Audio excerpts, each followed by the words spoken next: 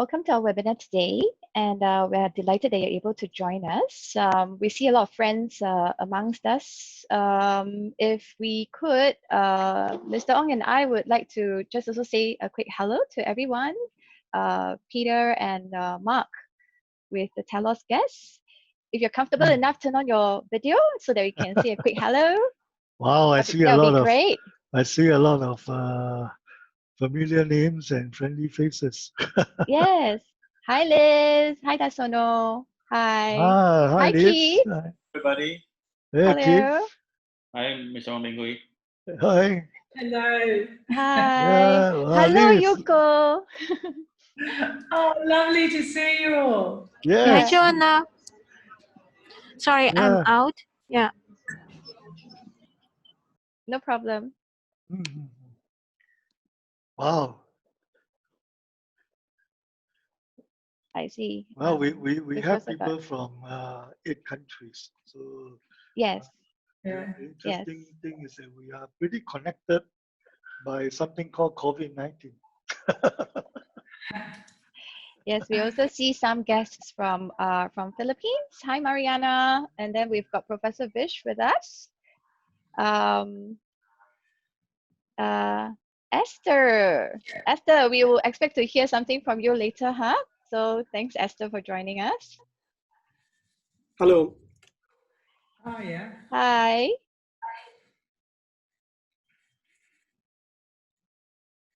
Let me see. I'm trying to go to my gallery view. Right? I couldn't see faces. I see a familiar. I see your name, Vicky. How are you? Hi, Vicky.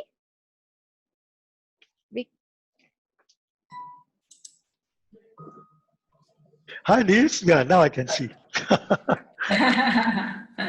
How's it going in Australia? Oh, absolutely wonderful. Feeling very safe considering everything that's going on in the world. We managed to keep our COVID cases down, and business is starting to reopen. So, you know, I took early action, and fingers crossed, we're really coming through this. So, yeah. Great to hear that, and you definitely look very upbeat and sound very upbeat. Yeah. Always. I think in terms of timing, in terms of time, you are probably ahead of everybody. You're in Melbourne or in Sydney, Melbourne, right? Yeah. So you are 3 hours. In Adelaide. Adelaide. Yeah. Oh, okay. Adelaide. You're still ahead of many people. In the group, in the list, I think the one that is early in the morning, our other panelist, Peter Ward, who is now 7 a.m. in London. Hi, Peter. You want to say hello to everyone? Best time of the day. Best time of the day. We also have Lena join us. Hi, Lena. Calling in all the way from Thailand. Thanks for joining us. And likewise, Vicky, because Yes. from Thailand. Right. Hi. How are you? Yeah, good. Hello, I can hear your voice. Vicky. I unfortunately I can't see all the video because I'm on the speaker view, which is not the gallery view, but I can recognize the voice without fear. Yes, I see you very clearly. Okay. Yeah. Okay, Ms. Song, shall we Go begin? ahead. Yes, go ahead. Right. Okay. So we had already a very quick informal welcome, and then I think that also kind of like sets the tone that we're using a different style in terms of the webinar engagement. It's more like a e-conversation that we've gathered amongst us, a group of friends that are able to talk about resilience and renewal. Just amongst us, we have got participants from about 8 countries today. We're expecting a few more to join us. So, but before we begin, can I just invite all participants to mute? You can still leave your video mode on, but then so that we can facilitate the program a little bit better, we'll invite you to just put on the mute mode for the moment. Okay. So the topic of today, we're looking at stewardship in crisis, building resilience and renewal. And I'm also very delighted to be moderating our session with my co-host Yen, who is the head of comms at Stewardship Asia. She'll be very active on the chat group. Please go to her if you need to ask any questions or and if there are any administrative needs. Yep, the whole SAC team is there to help. The focus of our discussion today is to examine the recovery towards our post-pandemic future, asking ourselves if corporate stewardship is still relevant, and if so, how can stewardship in action help businesses reboot for resilience? And how can we actually prepare for renewal when we don't know what the new world is going to look like and when this pandemic is actually going to end? As mentioned earlier, we are going to be looking more at the speakers' segments for about 20 to 30 minutes.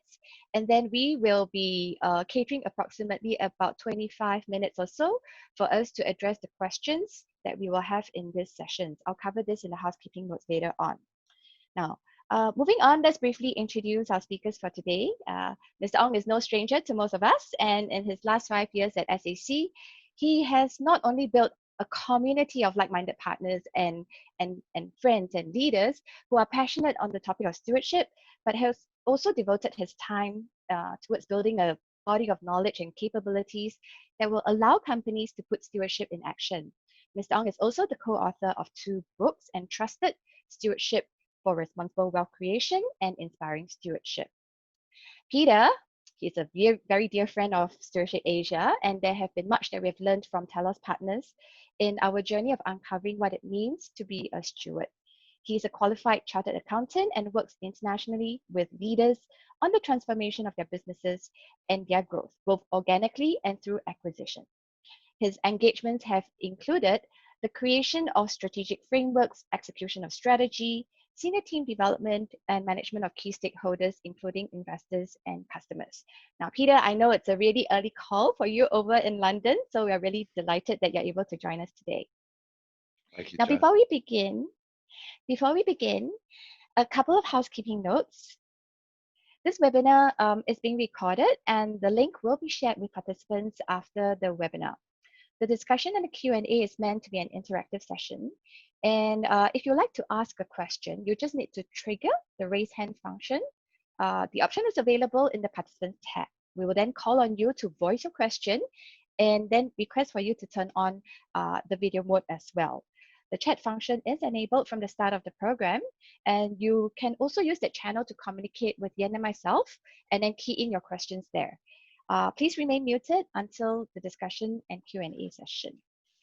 Now, before we let the speakers take over for today, we thought it would be interesting to open with a poll to get a sense of where everyone's at in the room.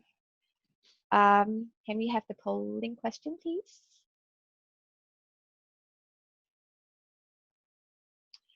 Right, so select the most important driver of organizational resilience pertaining to your business. There are 4 options there: long-term view, ownership mentality, relationships, and core values. We'll just give everyone just a few seconds for you to put in your responses.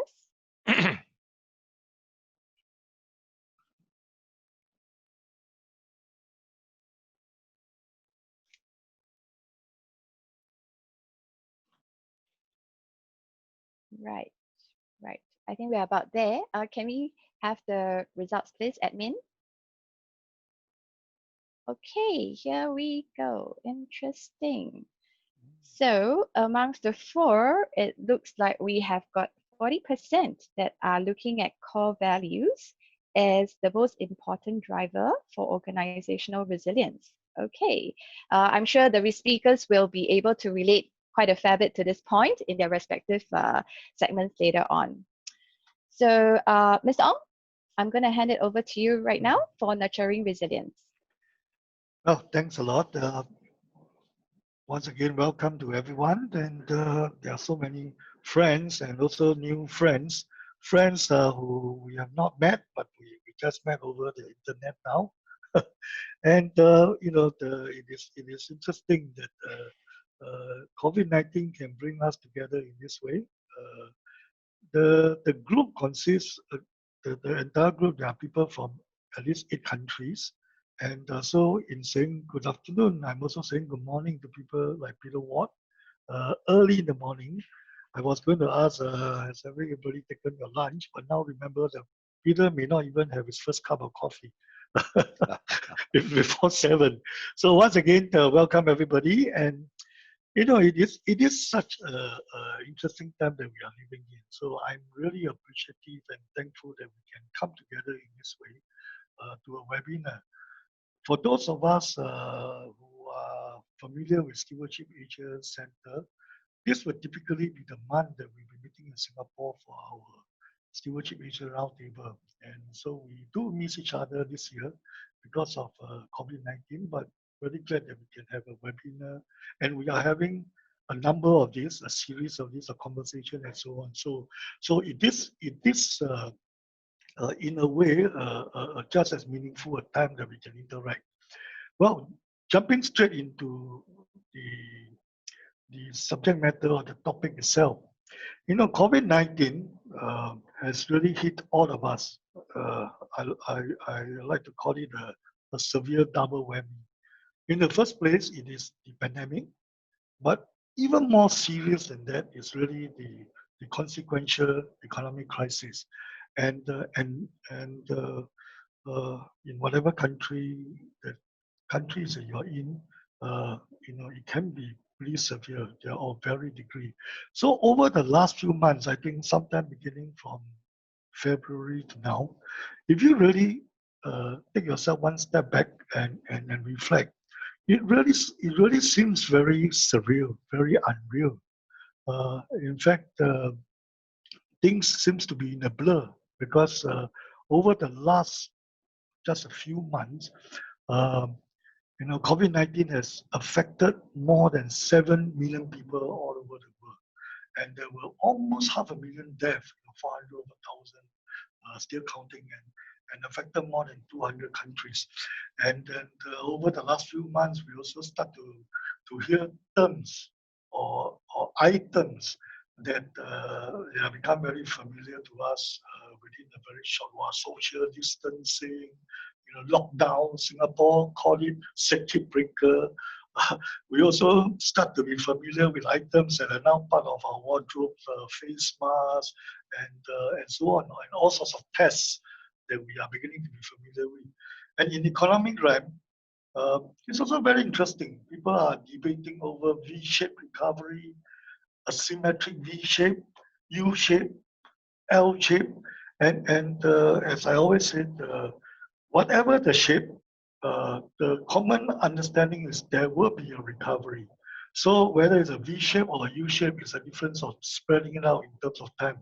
But what is also very interesting is there are a lot of new terms like new normal.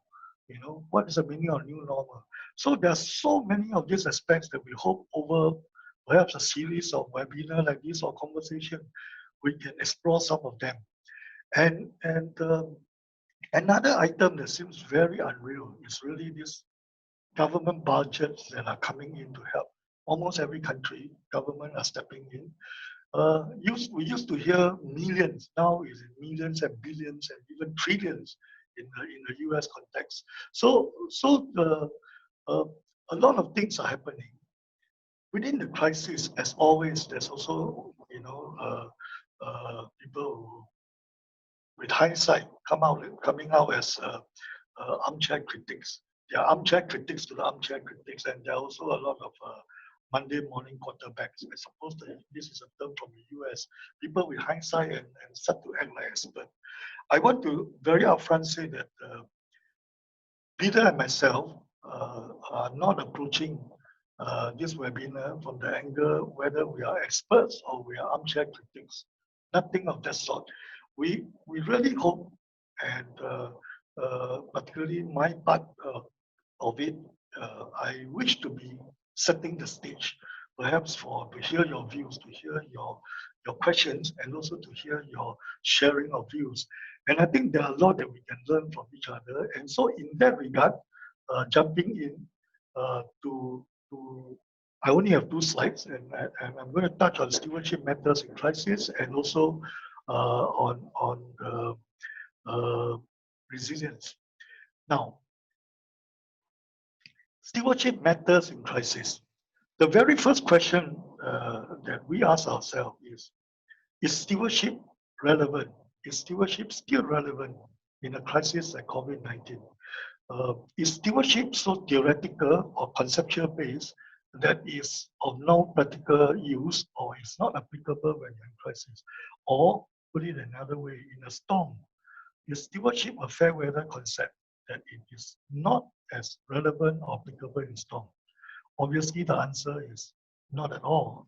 You know, stewardship indeed actually in every aspect is not only relevant, but I would like to say that it is really instrumental. And to start off with, it is that in a crisis, instead of being sidelined, stewardship is actually underscore, accentuated. So in many ways, stewardship is actually a good test in the midst of crisis. Well, translated into action in real time is what we are seeing stewardship in action. And in a crisis like this, instead of being theoretical, leaders have to walk the talk. If they don't, it is very obvious. And also, of course, with stewardship coming alive, I think one of the important aspects of the stewardship concepts that we are familiar with is how do you not only survive, but being able to bounce back. And I will say a little bit more about that subsequently. So in a crisis, when we look at stewardship, stewardship is very intangible, you know, conceptually. But in a crisis, I would like to say that stewardship actually is translated into something that we can actually see a lot better because they are manifested as a differentiating edge. And I think around I like to say around the room or around the table, but it's actually around the airwaves. The people who are in this webinar, you are indeed the people who I do know many of you, many of the organization.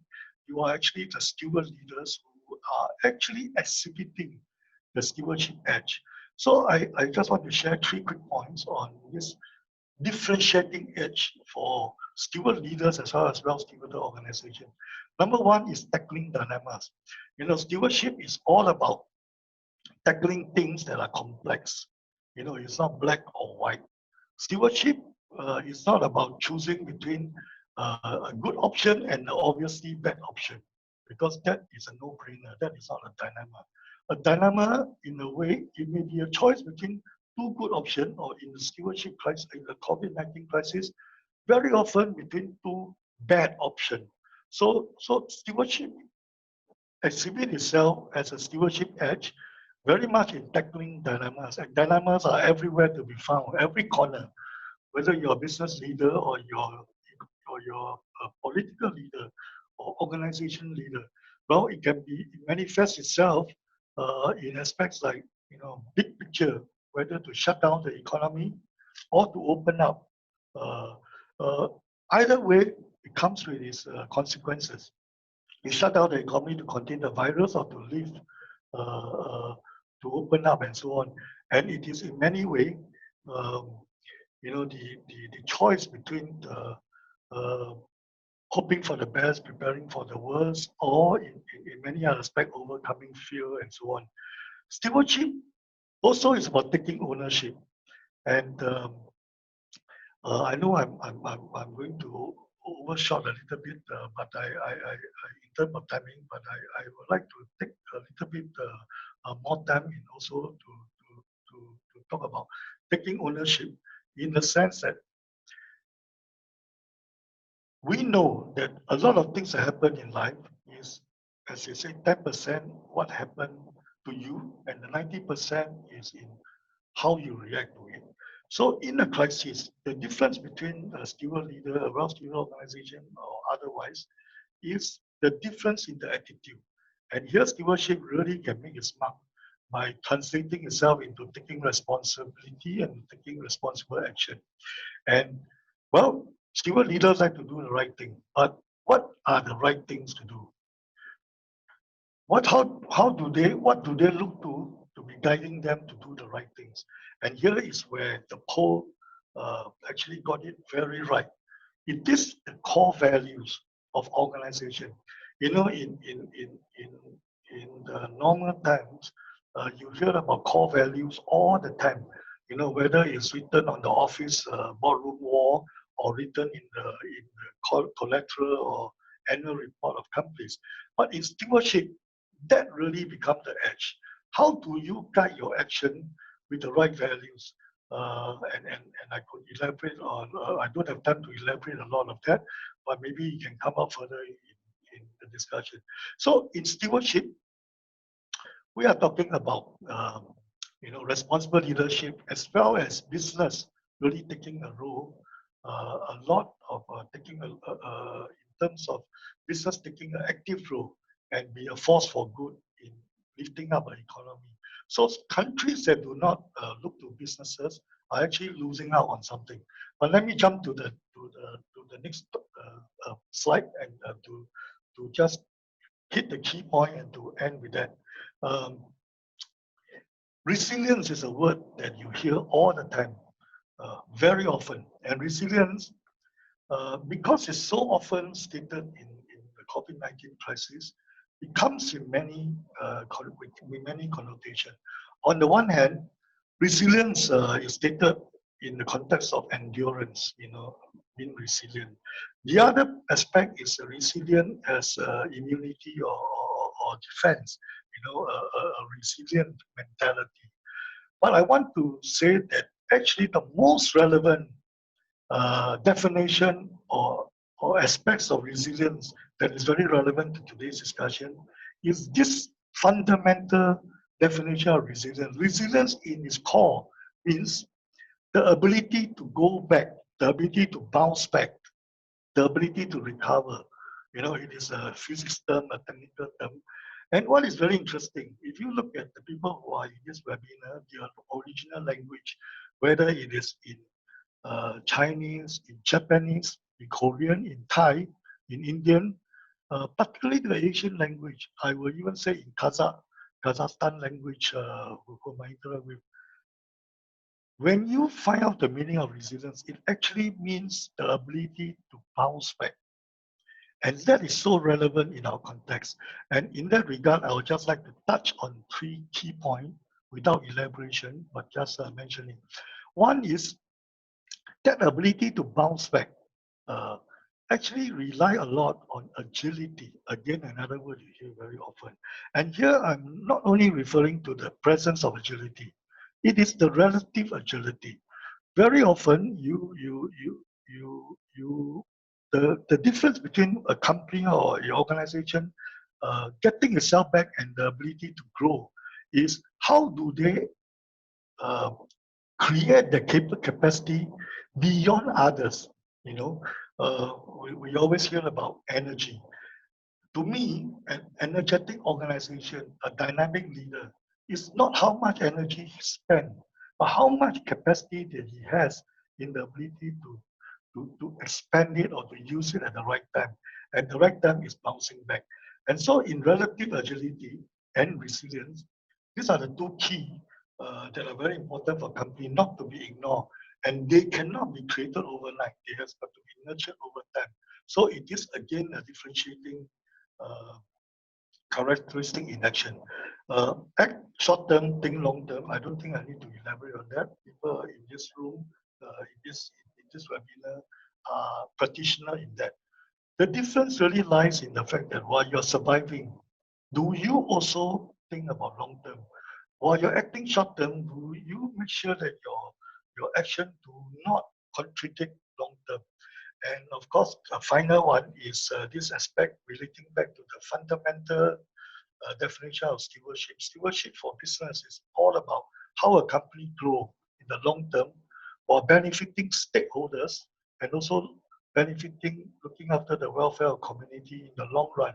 So in this regard, the ability to be resilient has got a lot to do with your relationship with your stakeholders and the community at large. And so with that, I will just end there, and I'd like to hand over to Peter. And I hope those thoughts that I shared stimulate your your thinking so that we can have a good interaction, a conversation over the last part of it. So Peter, over to you. Right. Thank you, Mr. Ong. I can, if for participants who already have some questions for Mr. Ong, you can already start to activate the raise hands function so that we can quickly put this in place when we are at the Q&A segment. Now, before we hand over to Peter, we're going to the polls again. So we have two questions here. So can I get admin to give us question 2? Yep. So here is really more on a personal level. We'll just like to ask our friends and business leaders how personally motivated are you in leading in the post-pandemic world? How ready are you?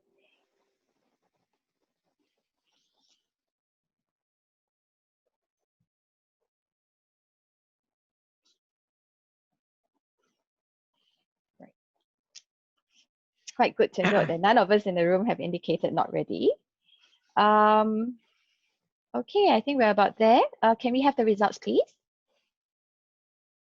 Okay, here we go. Okay, fairly close, I would think, but we've got 45% who's saying, well, we're more or less ready. There would be certain changes that are anticipated, but we are all ready for the next phase of our journey after the pandemic. Let's go to the next question.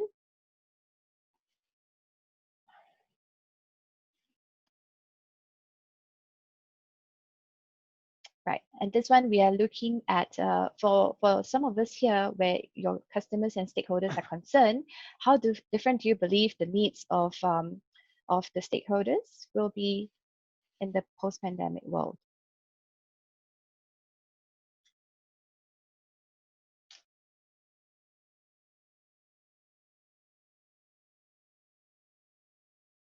Wow, numbers are really changing. Okay, stated somewhat. So, admin, can we have the results? By a fair margin, we've got 61% that's thinking that it will be somewhat different. So, and that's where I would lead on to Peter's segment, where he will talk about the renewal process and what are some of the anticipated changes and how can we actually take control of the whole situation. So over to you, Peter. Thanks, Joanna. The preparation for renewal is it's the important question you had in the first question there was how ready are you? And we're going to come back to the readiness of the leader because we think that's a particularly important component. But there'll be some of us that'll be thinking, well, how can I prepare for renewal when I really don't know what the new world's going to look like?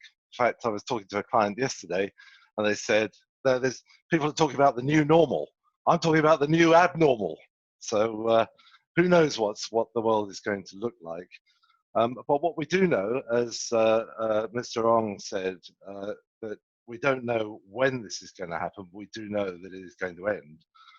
And actually, we have got the benefit of a little bit of time to reflect and think about what the new world might look like. So if our customer needs are going to change quite dramatically, or they're going to be somewhat different, it does give us a chance to sort of reflect. And that doesn't often happen when you're looking at a normal recession. Can we move on to the next slide, please? We sort of spend a little bit of time thinking, well, what is it that we can do to take control in a situation where control is really, really quite tricky? So we actually wrote down the sort of stuff that we ought to be thinking about during this during the sort of pandemic itself in preparation for the future, and found sort of slightly to our first surprise is that an awful lot of the factors that we need to think about have already happened or are happening.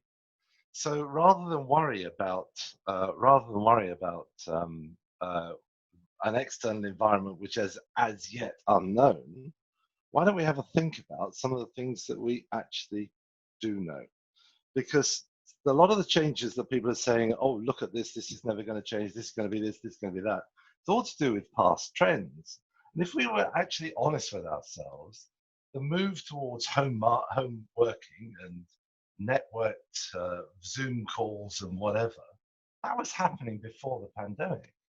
A lot of people were looking for more flexibility, more home working. If we were to think about the way we go shopping, how many of us actually are spending more and more time online shopping as opposed to going to the mall or going to the high street? So we shouldn't be surprised that the trend is continuing towards more online shopping, and even down to cash. Now, I know that there are some societies where cash is still really, really important, but have we noticed now that there is a move towards card payments and away from cash? So again, if we're cash handlers, we shouldn't really be surprised at the sort of the rise of cards and the plastic being important in the way it shapes our future. So our thought has been, well, why don't we have a look at what's been going on in our businesses prior to the shutdown? Were there things that we could see but weren't taking account of? The second thing in the already happened box, we can actually take stock. We can take stock on the things that we really, really, really need to keep and the things that we want to change. So what would we want to keep? Well, I'd like to think we'd keep our core values, and I'll come on to that in a moment. But increasingly, there'll be the few things that we also want to change. So what do we want to stop, start, or continue? So there are some things we can do. We can make correcting actions, and we can do that while we're in this sort of odd space of waiting for the new abnormal to happen. And the second category, into that second column, there's a whole load of things that have happened during the crisis. So question, what's been surprising us? And surprising us in a good way, perhaps. I think we at Telos have been very surprised and delighted with the agility that's been shown and how quickly we've moved into new ways of doing things, working virtually, working together. And I would say that we are probably as a community closer now than we ever were as we sort of decided to sort of hit this together. And then are there some new needs? Are there new needs that have been exposed by the crisis? So our local brewery, bless them, found that they couldn't supply pubs, so they started home delivery. Well, if they started a home delivery, it's unlikely they're going to stop that when after the new normal. And a nice new line in hand sanitizer, because they've got some alcohol that they didn't know what to do with. So all those sorts of things, there's new needs they're finding out. But we need to then look and again take stock in something which is really, really important: culture. We identified those core values up front in the poll. But has our culture helped or hindered? Something we can actually tell. Are there things in our culture that need to be modified a little bit, or are there things we need to turn up? Have we been true to our values? Because if we have been true to our values, that's going to be a massive boost when we come out and deal with the new world. As Mr. Ong said, it's those core values that are tested during adversity will be a benefit when we come out. But all of that doesn't take into account what the future unknowns might be, and it doesn't need to. The future that will give us an opportunity to be much better prepared for our new normal, as it were. There is one other category there, that personal reflection. We asked at the beginning, how prepared are we? Because in many ways, a lot of our organizations will be starting a new chapter. And if we're starting a new chapter, the calls on leadership are going to be significant. So it's as well for us to actually work out whether we are ready and prepared. We've got the will, we've got the capacity, we've got the capability to be able to lead people into this new world. And if we're not ready to do it, admit it and start to look around for who is going to do it and support them. Let's move on to the next slide, because that's where I want to start. I want to start in the middle of what we call the swirl. If we're going to reset the post-pandemic, then let's have a think about whether actually this is a fresh start. Let's treat it as a fresh start. And if it's a fresh start, let's start in the middle there with, have we got a leader that has got the determination and the ambition to make this happen? And have they got then the support of the leadership team in where this new ambition is going to take us? And can we then, in step 3, have a look at our core ideology, our purpose, our values? Why are we here and what's really important to us? It's almost an opportunity to retake your vows and actually say, look, we reconfirm what is really important and why we're here, and reset the vision and strategy. Very few organizations, and yeah, okay, we can't all be Amazon, or indeed my next door neighbor who runs an online greetings card company and has seen his turnover quadruple every month. Fantastic. But we're not all that fortunate. Most of us are actually going to have to reset our vision at a lower level and a strategy to survive and then thrive. And then we start to think about, well, how can we re-engage with our people? Because they've been through a lot of difficulty. And some of them won't be coming with us on the next stage of the journey. So how can we engage and mobilize the people who are going to be with us? How can we treat fairly with those people that are not coming with us? And are there systems, processes, and so on and so forth that we need to adjust to make sure that we are fit for the future world? Should we be measuring things differently? Should we have less reliance on short-term measures? Should we have more reliance on non-financial leading indicators? These are opportunities for us to take. They say to us, don't waste a good crisis. And I think that it would be a waste of a good crisis if we don't really think about what our new model is going to look like for the future. Now, finally, renewal. Okay, you might say it's too early to think about renewal. Of course it's too early to think about renewal, but put it on the agenda now, because succession and redeveloping and making sure that your leaders are fit for business, these things take time. Building resilience takes time. So I'd leave this slide and indeed this presentation with one final thought. Not only don't waste the crisis, write down the lessons learned, because here's the bad news. This is not the last time that we're going to be facing a pandemic.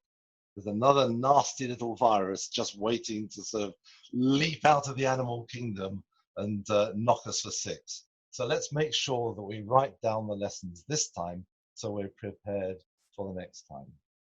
Those are the 7 steps we call the 7 elements of sustainable success. Not a bad idea to use that as a checklist for how are we going to survive for the long term going forward. Joanna, thank you. Right, thank you, Peter. I was just taking a look at the chat room, and then I see that we have a question from a participant. Maybe we could invite Mr. Rogemont would you like to voice your question and turn on your camera? Yeah, thank you, Joanna. Thank you, Mr. Ong. Thank you, Peter. I was interested in the last. Well, I'm interested in all the conversation and all what you said about stewardship and really make a lot of sense to me. I'm just looking at a more specific thing, which is the last question that you had on your poll, where you ask the participants to assess, how different their customer will be post crisis. And I'm one of the few answering that there was not going to be a lot of changes on my side, and probably because, well, I forgot to tell you, I'm heading a building product company, which is selling products in Australia and in Asia. I'm based in Singapore. And well, our views talking to our customers is that, well, we probably may see some very slow trends in things like offices or hotels and things like that, but essentially don't expect a lot of changes quickly, at least. So I'm very interested to see that 61% of the participants are saying, well, it may be somewhat different. And I don't know if anybody can give some examples from your own business perspective and share with the group, you know, how do you see this somewhat different customer base? Thank you. Right, thank you for the question. Ms. Dong or Peter? Joanna, maybe as suggested by I believe the name is I couldn't quite get the name. It's a French name? Or? Yeah, that's my first name is Frederick. Frederick, okay. Frederick. Yeah, I thought as my last Frederick, name. I thought as Frederick suggested, it may be interesting to hear others who, and I think that was a really insightful question. I definitely would like to jump in to comment a little bit, but let's take Frederick's suggestion. Maybe there are others whose business, as they perceive, will be drastically changed. Maybe you want to jump in and give some views before Peter and myself respond. Let's make it a conversation. If there are people who have opted for the option that you will drastically change or there will be changes, maybe you want to share your views. Are there any views from our participants? Hello. I said that the business is going to change. I spent a lot of time in the early days just revisiting how I'm going to keep my staff safe. I think that was one of the biggest issues because at the early stages, they were so worried. They didn't want to see anybody. They wanted to be locked down. They didn't want to catch that disease. Nobody really understood it as well. So I implemented, we have retail stores as well as self-storage. So I implemented a policy where we closed the doors so the staff felt safe, and a lot of the activities could be done online. People could move in, they could buy boxes online, the staff could leave the products outside the door. And we found a high degree of acceptance of wanting to do things online.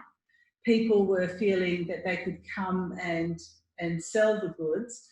They knew that there was somebody there at the centre. So instead of sending employees home, I had them locked individually at work. So they could come to work and feel all of that. But there is a total difference in the customers' expectations of us looking after their safety. Like we had to do 4-hourly cleaning of everything, any touch points, doors, keypads, everything. So there is a lot of difference and high expectations of customers wanting us to make them feel safer. Mm.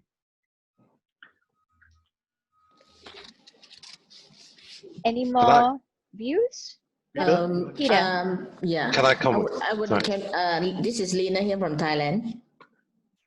Yes, Yeah. hi Lena. Yeah, Go ahead. Hi.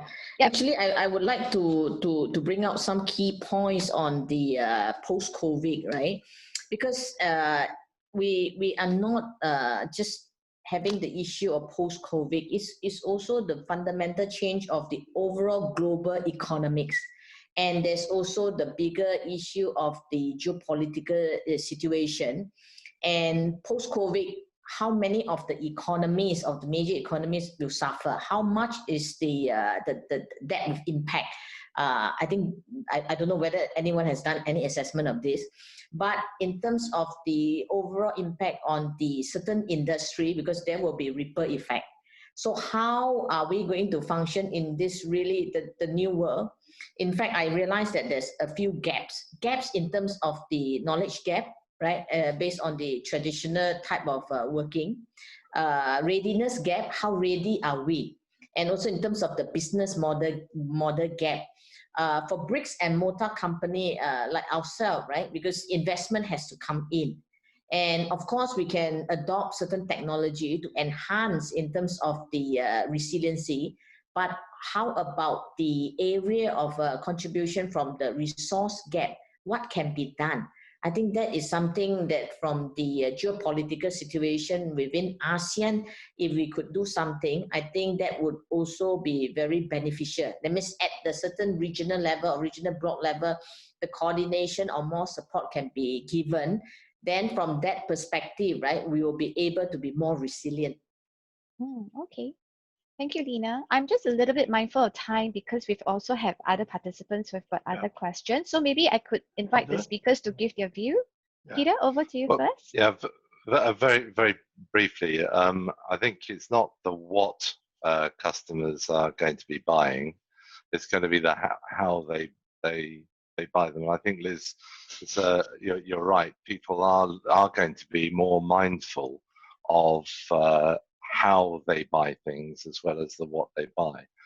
I was on a call on the John Hopkins folks, and they said they were talking about people, and they said, look, the people that come back after the break will not be the same people that you sent out on lockdown. And what he meant was they might be the same, they may look the same, they may have the same names, but their attitudes will be completely different. A, they will know that they can work remotely and they'll feel entrusted and empowered, which is good. B, they'll be much, much more aware of their environment and the need for safety, and actually probably more aware of the impact on the environment. And I think that that's what's going to happen with a lot of at least retail customers are going to be thinking about the way and who they choose to do business with. On the geopolitical, I think there are supply chains are going to be different. People are going to re-examine their supply chains, and they're going to say, do I want to risk all my key supplies from country X or country Y, or do I need things which are going to be sourced a little more locally? So I think there's quite a lot is going to change, and I think it's going to be different for each organization. Right. Thank you, Peter. Ms. Dong, any points to add? I want to be mindful of time, but at the same time, I really think that this is such a good discussion that we should not miss, because I think Frederick asked a wonderful question, and I can't help but agree with him so much. You know, that indeed things may not change, or things may change very fundamentally, of course, a lot. And I also appreciate Liz and Lena jumping in, because Liz's point, particularly relating to her industry, in fact, illustrates this particular point that I want to briefly mention very well. I am struggling, especially every day when I do reading and talking to people, that there's this term that is now becoming almost a cliche called the new normal. Things will fundamentally change. Life will never be the same again. They are not wrong, but I think it depends on what level what you're particularly referring to. So taking the Frederick point, and this is where I felt we need to differentiate between the why, what, and how. The how will drastically change in any industry, because even without COVID-19, the how is always evolving. But there are certain aspects like, what are the needs that you're meeting? Why are you in business? Why are you in that business? And the why are the motivation? And many of the stewardship aspects relate to a lot of these aspects. And the what will be, what are the needs you're meeting? So if you are in whatever industry you're in, really there's a need post-COVID-19 to take a good look at what conditions has changed in order to meet the same needs that you are going out for. In order to say, it may be storage business, it may be logistic change. Because of the COVID-19 situation, the how, the technology may be different. There's a question on digitalization. I tell you, that is really one of the biggest topics. A lot of people are now saying digitalization will be everything. There will be, in many ways, the how. But really, you really need to look, you indeed need to look at what are the needs that you're meeting. If I may cite one example and with that, you know, and it's in a different space, so to speak. After September 11, everybody say life will never be the same again. Air travel we cease, will drastically reduce. Actually, post September 11 to now, before COVID-19, was one of the biggest boom, right? And I remember very clearly, I have my past life also to do a lot with security and aspects like this, and thinking how do we solve the problem? And if you see, actually air travel meet the same need. People need to travel for business, for leisure, and so on. But the how changed very drastically. Even up to now, just before COVID-19, we are no more aware that actually there's so much additional measure that we are meeting up to. But the people who instituted this measure, and I have in my past life, have some hand in looking at this. We start with principles. We study what are the effects that we want to achieve, and then what are the how to achieve it. So the effects did not change. We want to have a secure flight. We want to, and so my point to people who are looking at whether there's a change or not change, what are you talking about in terms of the RAM? In terms of the how, please, in fact, the post-COVID-19 situation, it may even spawn off, there may even be a new business because of the understanding of the effects that you want to achieve to meet certain needs. So let me just stop there. It can be an entire seminar itself, and it's a very good topic. Yes, Mr. Ong, but Yeah. we do have some really good questions also that have been asked. So I'd like to go over to Yen, and then she will then now filter the questions across. Just to be watchful of the time, we actually do have about 7 minutes left to the end of the show. So Dun, Yen, over to you. Okay. Yeah, you asked a 7-minute question, that's the end. Okay, so I do have about 3 questions right now in the chat. Wow. So I want to go over first to Prof. Dish. So Prof. Dish, can I invite you to voice your own question since you have your video on already? Yeah, this is a question. I'm not sure this can be debated in 7 minutes, but let me ask the question anyway. And it's for large listed companies. So I think in a sense, the pandemic has partly got the wish of many of the proponents of stewardship, in the sense that many companies have stopped giving quarterly guidance. At least they're still probably issuing quarterly reports, but they have stopped giving future guidance. But what we see in the market is the fluctuations and the volatility has increased. So one of the things I always talk about is stop giving quarterly reports, stop giving quarterly guidelines. But based on what we have learned in the last 3 months, is that such a good thing or is it a bad thing? Because without information, maybe the stock prices will be more volatile rather than being less volatile, which is what as stewards that we want. So, Peter, you want to jump in? Look, it's a huge topic, as you say. But if you feed the market short-term information, it has no option but to operate in a short-term fashion. So I think it's time to actually look at what long-term information is required, and with a huge push towards ESG sort of thinking in stewardship around the world, let's have a look at what the long-term thinking needs to have, so we know that fundamentally the organizations that we're investing in are worthy of our money over the long term. So I'm very concerned about short-term data, because if you feed an analyst short-term data, they'll make short-term decisions, guaranteed. And building on what Peter said, very briefly, I for one felt that even before COVID-19, the short-term guidance is good, but short-term, especially down to quarterly, monthly, sometimes itself is really not helpful. But here your question is a slightly different one. Your question is that in the midst of COVID-19 or post-COVID-19, at the moment, many companies chose not to give guidance. maybe the reality is that you just can't give guidance. You don't know how to give guidance because there's so much volatility and uncertainty.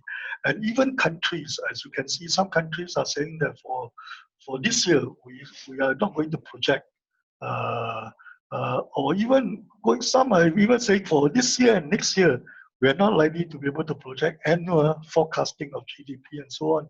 That may be the reality. But what I wanted to point out is that this is precisely where it can make a difference.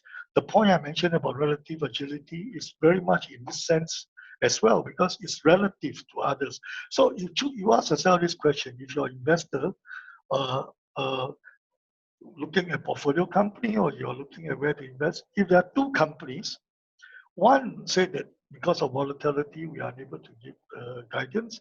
The other one says that yes, it's volatile, it's uncertain. We take all these factors into consideration, but from our angle, we are going to handle the volatility to the best that we can. We are taking longer term. We are taking measures to bounce back as quickly as possible. What I mentioned about relative, come back stronger and so on. You just look at one simple industry, airlines and airlines.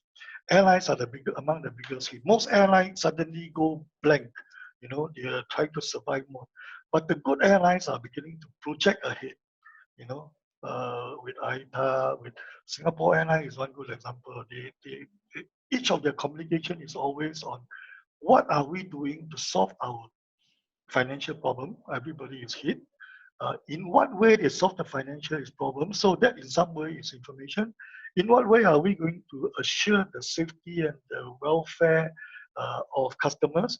In what way? And of course, working together with creating that safe land. I just learned something yesterday. Airline alone is not enough. Airline in conjunction with airport. So a lot of this has got to do with your views forward, longer term perspective. And therein lies the possibility to give an edge in guidance difference. Again, Joe, back to you. I know we are really running against time. Yes, we are. But I think there is I think Jens, we're going to have one more question before. Yeah, I think just building on to Mr. Ong's point about airlines, there is a question from Kanol. So his question is, companies in the aviation or hospitality industries will have severe disruptions. Yes. How can they be resilient? Again, deferring to Peter, respect for Peter from London. If you have, I will jump in there after you. Yeah, the distribution companies, the greetings card online companies are winners. The airline travel, hotels, certainly inner city business hotels and so on, restaurants, etc., are largely going to be losers. But question, how much resilience have they built into their systems? I do know how difficult that is. I was chatting to a manufacturer. He said, look, you talk about resilience. He said 4 days salaries, 4 days salaries, and I'm out of business. So a lot of organizations have been running on wafer thin margins. And I wonder whether the growth agenda for a lot of airlines and so on has actually stretched resources to the limit. So it's not going to be easy, and oh my goodness, I do feel sorry for them. But if we were to be truthful, there was an emerging trend before the pandemic about the viability of a lot of airlines. We were seeing airlines, and certainly some of the cut price airlines, starting to disappear. We saw consolidation in the industry already underway. So I suspect that this is just a really, really nasty shock to the system. But it is going to require a resizing of the whole organization, and the stronger ones will come out of it. Peter, just as an aside, I can't help but notice that you are getting darker and darker in your room.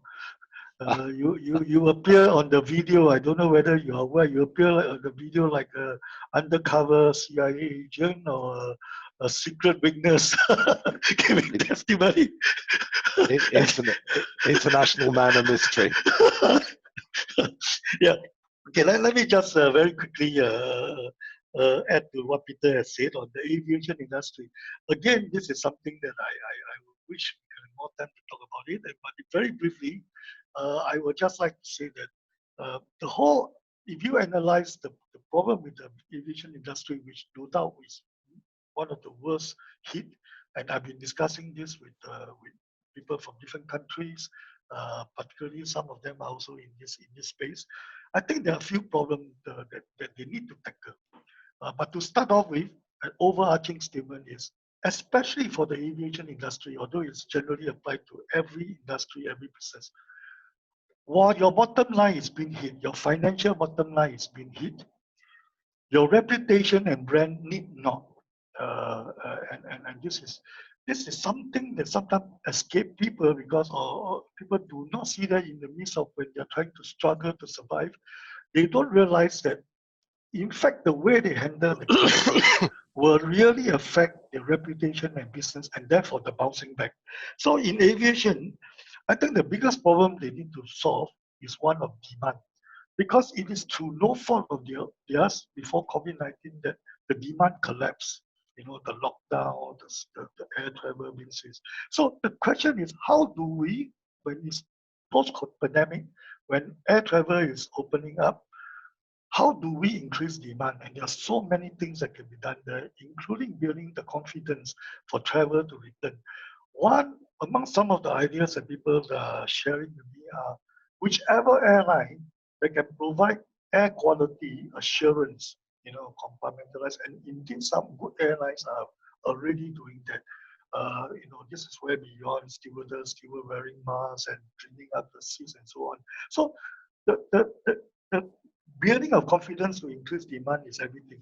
But the other part that a lot of airlines, I think, they have missed out is, while you're going through the survival mode, knowing that one day you're going to soar again, you're going to fly again, or you have the intention to fly again, how do you retain the capacity to bounce back? And this goes right back to the bounce back agility they're talking about, and the relative agility to other airlines. So I'm going to just stop there.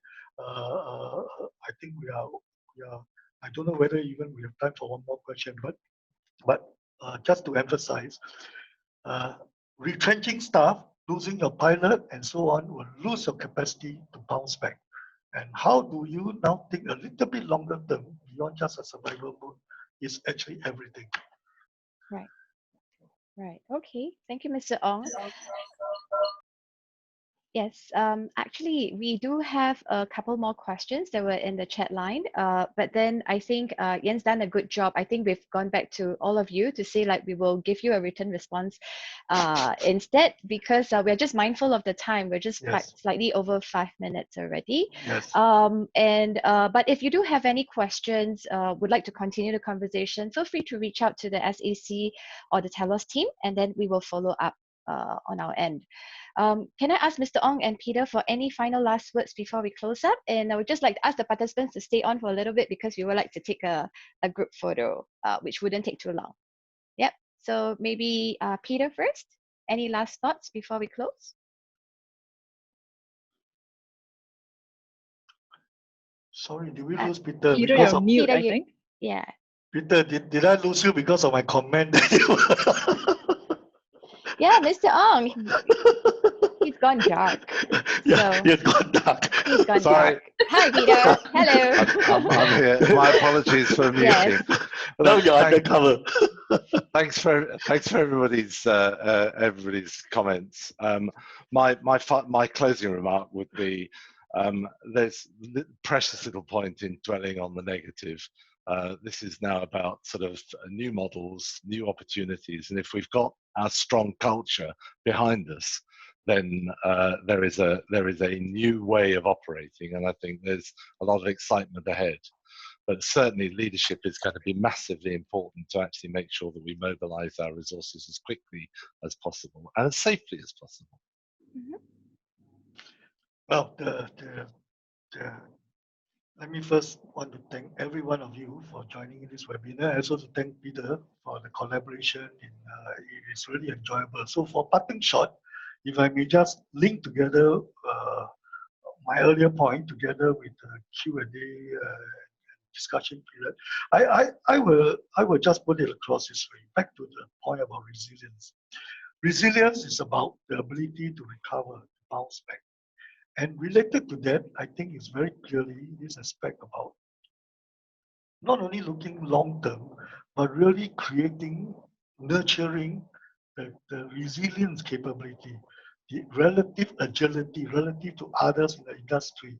So as a point, you know, we say we are all in the same storm. We are all in the same storm. And also we hear the point that a rising tide raises all boat, right? So it's the post-COVID-19 will be a rising tide.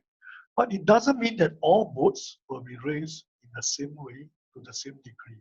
So if you have the ability to make your boat in the rising tide to be raised much higher than others, that is really what a business should be thinking about in retaining the capacity to bounce back. So that is just a final thought about stewardship in action. Right. Okay. Thank you very much. Thanks, Peter and Mr. Ong for the insightful sharing. And I think it's been a really lovely time with some of our participants. I know there were a lot more questions that we should have taken on, but there will be other webinars that are coming up. So before we close, I think admin is ready to be on standby. Can I invite everyone to turn on your video mode so that we can just take a group picture? The SEC team will be doing a bit of a social post, and then do feel free to share the post as well thereafter. Okay. All right. So 1, 2, 3.